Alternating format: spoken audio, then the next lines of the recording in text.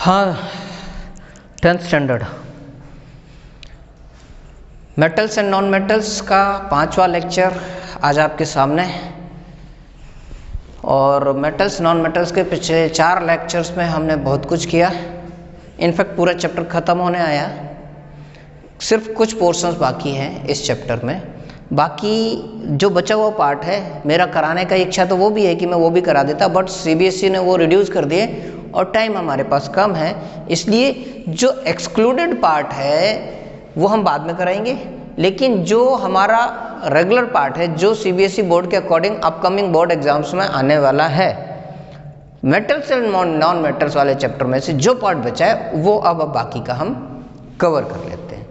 सो मैंने आपको metal reactivity series तक लास्ट टाइम में चीज़ें क्लियर कर दी थी। मेटल रिएक्टिविटी सीरीज आपको क्लियर की थी कि मेटल रिएक्टिविटी सीरीज क्या होती है, और इसमें हाईली रिएक्टिव मेटल्स होते हैं, मॉडरेट रिएक्टिव मेटल्स होते हैं और लीस्ट रिएक्टिव मेटल्स होते हैं। आफ्टर दैट जो लाइव क्लास ली थी उसमें हमने ये भी डिस्कस किया था कि इलेक्ट्रोवैलेंट बॉन्ड क्या होते हैं। तो आज का लेक्चर शुरू करते हैं electrovalent bond and electrovalent compound से। लेकिन electrovalent bond and electrovalent compound आपको बहुत ज़्यादा डेप्थ में बोर्ड एग्जाम में नहीं आने वाले। स्टिल सिंस ये आपकी बुक में है तो राइट एंड लेफ्ट करके कहीं ना कहीं से आपको इसमें से क्वेश्चंस मिल सकते हैं। बहुत सिंपल है, ज़्यादा कुछ है नहीं। तो बात करते हैं electrovalent bond and electrovalent compound की।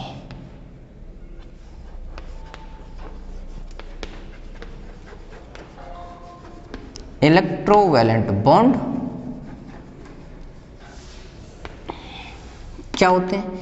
इलेक्ट्रोवैलेंट बॉन्ड ऐसे बॉन्ड हैं जो complete transfer of the electron से बनेंगे। सपोज ये सोडियम है, ये क्लोरीन है, इसके पास एक इलेक्ट्रॉन एक्स्ट्रा है आउटर मोस्ट सेल में, एक ही इलेक्ट्रॉन, और इसके पास 7 इलेक्ट्रॉन्स हैं। अब इसे 7 को 8 में कन्वर्ट करना है और इसके पास 1 है, तो this will give to Cl एक इलेक्ट्रॉन, और इसके आउटर मोस्ट सेल में 8 इलेक्ट्रॉन रह जाएंगे क्योंकि 2 8 1, और इसका था 2 8 7। ये 1 यहाँ चला गया, ये 8 में कन्वर्ट हो गया, और ये 1 यहाँ से गायब हो गया, तो हमारे पास ये इक्वेशन आ गई नई, 2 8 8 एंड 2 8। दैट मीन्स इसने एक इलेक्ट्रॉन दिया है, that means it got positive charge. Chlorine ने एक इलेक्ट्रॉन लिया है, दिस गॉट नेगेटिव चार्ज। इन दोनों के बीच में जो बॉन्ड बना है, this is known as electrovalent bond. और बना कैसे है? By complete transfer of 1 electron. तो एक या एक से ज्यादा इलेक्ट्रॉन का जब कंप्लीट ट्रांसफर हो जाएगा to another element, then they will form the electrovalent bond. और जो कंपाउंड्स इस बॉन्ड के थ्रू बनेंगे, those will known as electrovalent compound. अब इलेक्ट्रोवैलेंट कंपाउंड 2-3 देख लें,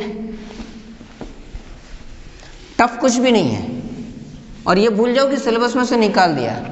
कहीं ना कहीं से इसमें डायरेक्ट और इनडायरेक्ट वे में मिल जाएगा क्वेश्चन।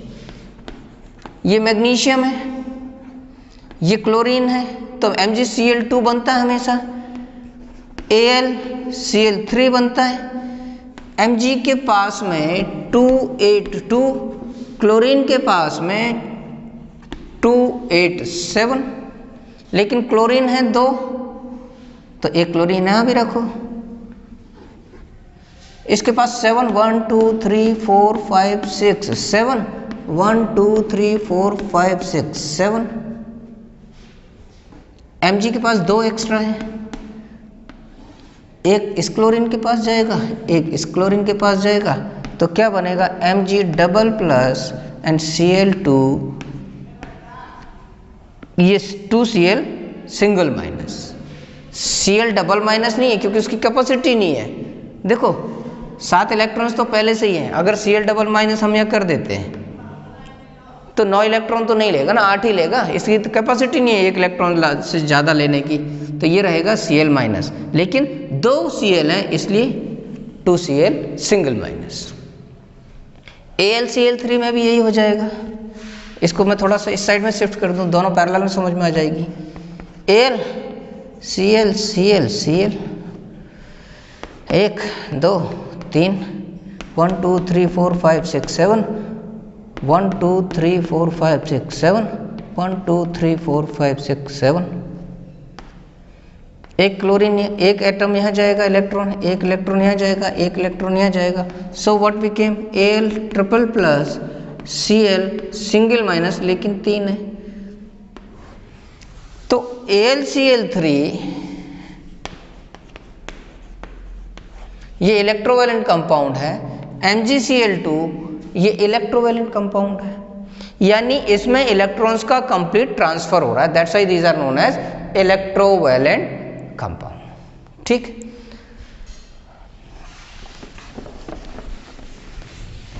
अब मैं बात करूं इस चैप्टर के बचे हुए टॉपिक की,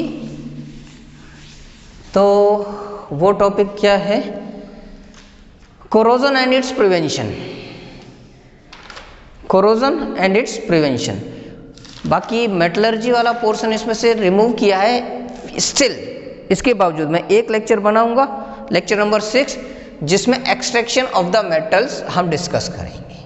ठीक है, बट पहले मैं आपको सिलेबस कवर कराता हूँ। Extraction of the metals next lecture, lecture number 6 में हम डिस्कस करेंगे।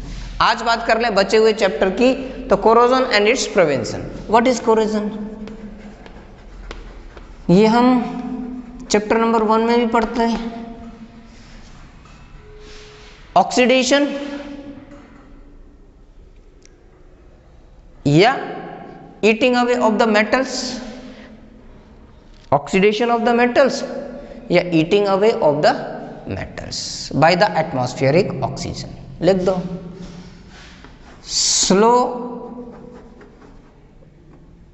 Oxidation of metals by atmospheric oxygen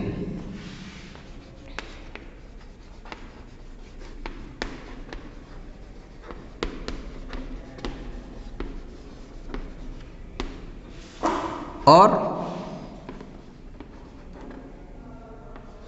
eaten away of metal by atmospheric oxygen।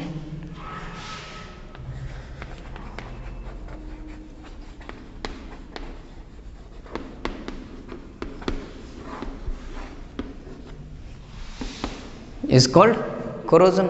Iron है, थोड़े दिन के लिए एटमॉस्फेयर में ओपन छोड़ दो मॉइस्चर की प्रेजेंस में, रेड हो जाएगा, जंग लग जाएगी। सिल्वर है, ब्लैक हो जाएगी। कॉपर है, ग्रीन हो जाएगा। ठीक है ना, ये सारे एग्जाम्पल है कोरोजन के। एग्जाम्पल चलो रख दो, रस्टिंग ऑफ आयरन, ये रेड हो जाएगा या रेडिश ब्राउन हो जाएगा।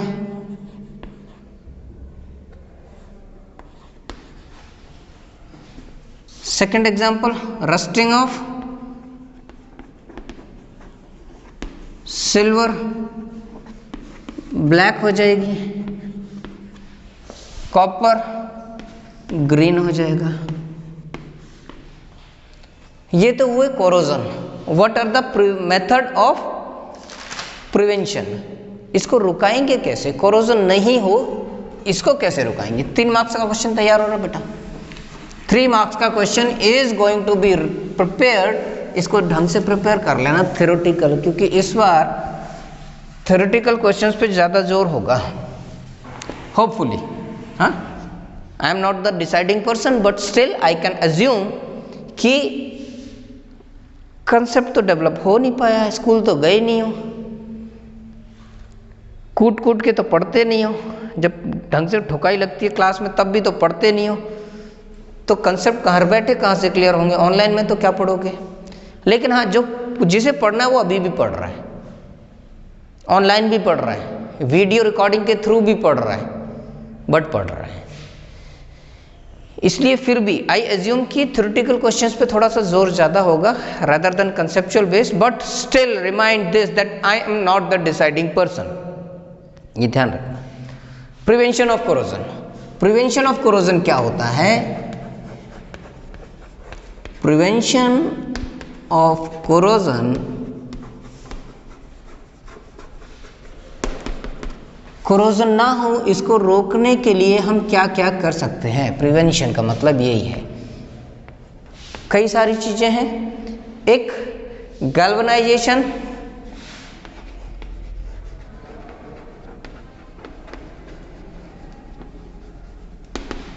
दूसरा एलॉइंग, तीसरा पेंटिंग, फोर्थ ग्रीजिंग और ऑयलिंग, और एक और है दैट इज प्लेटिंग, इलेक्ट्रोप्लेटिंग भी कह सकते हैं इसको।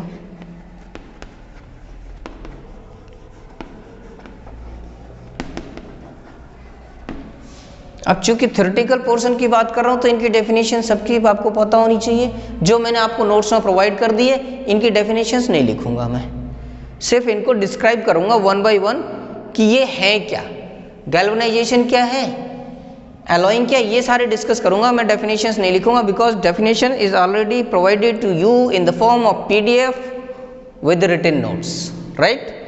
So what is galvanization? The process of coating iron and steel object with thin layer of zinc is called galvanization. Simple है। ये आयरन की रॉड है या स्टेनलेस स्टील की है, इसके ऊपर हमें जिंक की कोटिंग करनी है। जिंक की कोटिंग कर देंगे तो जिंक में कभी जंग नहीं लगती, जिंक में रस्टिंग नहीं होती है। तो जो नई कॉपर रॉड होगी, नई आयरन रॉड होगी, this is the iron rod with zinc coating, तो Fe प्लस जिंक, ये आयरन की रॉड पर जिंक की कोटिंग कर दी है, सिर्फ इसको ही बोलते हैं गैल्वेनाइजेशन। और किसी को मत बोलना, हाँ, सिल्वर के ऊपर गोल्ड की प्लेटिंग कर दो, उसको गैल्वेनाइजेशन मत बोलना। Galvanization is the process when iron और stainless steel is coated with zinc. Further जब कभी जिंक की लेयर ये क्रैक हो भी जाएगी कहीं से, स्टिल आयरन की रॉड रस्टिंग नहीं होगी, आयरन की रॉड में रस्टिंग नहीं होगी, ठीक है। अब बात करें एलॉइंग की।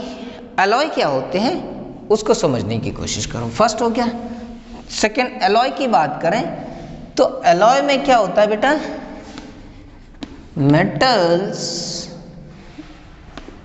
प्लस मेटल, एक मेटल किसी दूसरे मेटल के साथ मिक्सचर बना दे, होमोजीनस मिक्सचर।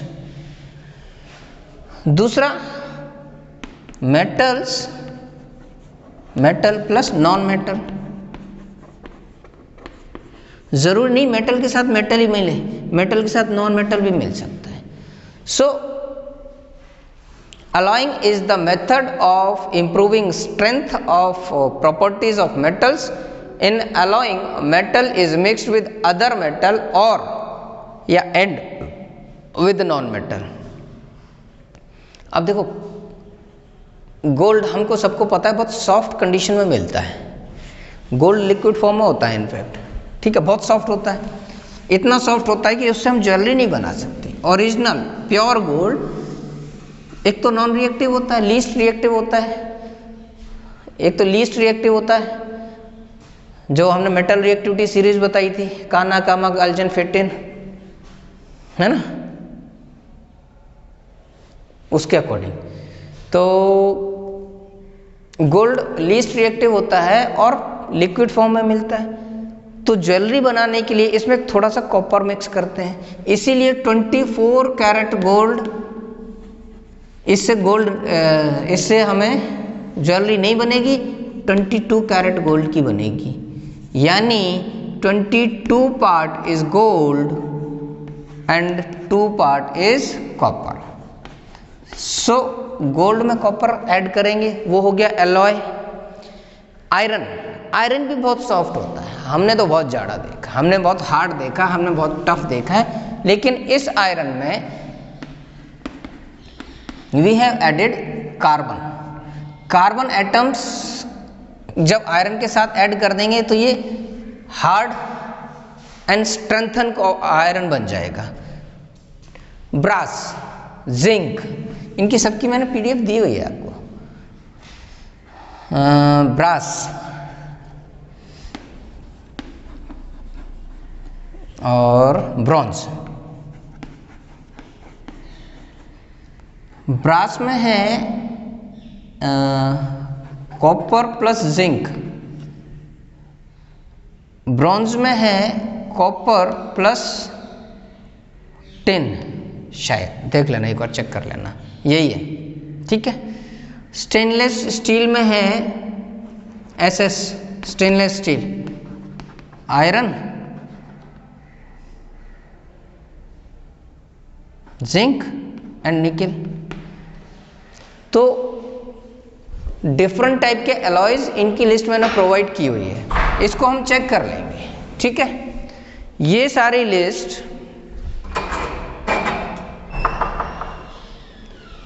लिस्ट जो आपको प्रोवाइड की हुई है एलॉयज की, हमारा पर्पस ये है कि जब एलॉय एक मेटल से दूसरे मेटल में मिल गई या one metal is mix with another metal और नॉन मेटल्स, एक नया कंपाउंड बनाएंगे जो हार्ड होगा, स्ट्रेंथन होगा और कोरोजन फ्री होगा, उसको बोलते हैं अलॉय।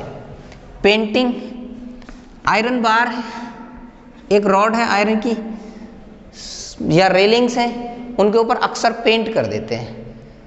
इट्स वेरी कॉमन कि उनके ऊपर पेंटिंग कर देते हैं जिससे कि उसको कोई रस्टिंग नहीं हो। नेक्स्ट एक चीज और है एंड दैट इज ग्रीजिंग और ऑयलिंग।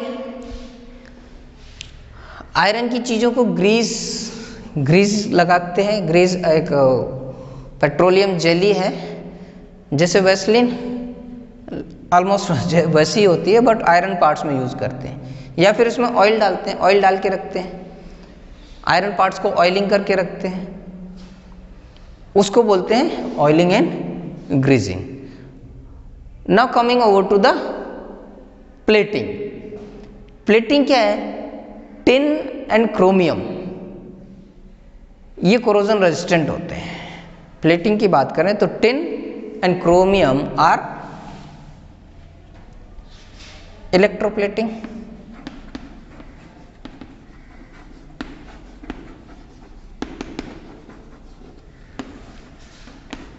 टिन एंड क्रोमियम ये होंगे corrosion resistant.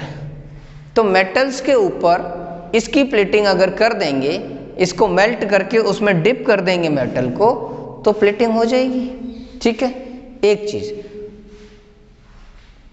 so since the tin and chromium are resistant to corrosion, so the thin layer of tin or chromium is deposited over iron rod by electroplating।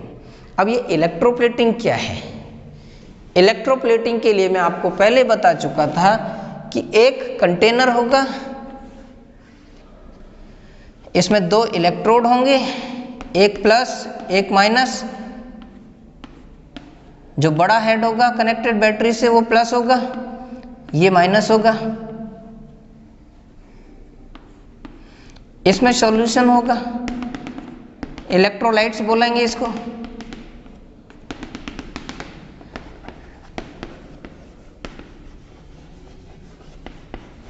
और ये एक cathode है, एक anode है। Plus वाला anode होगा और minus वाला कैथोड होगा।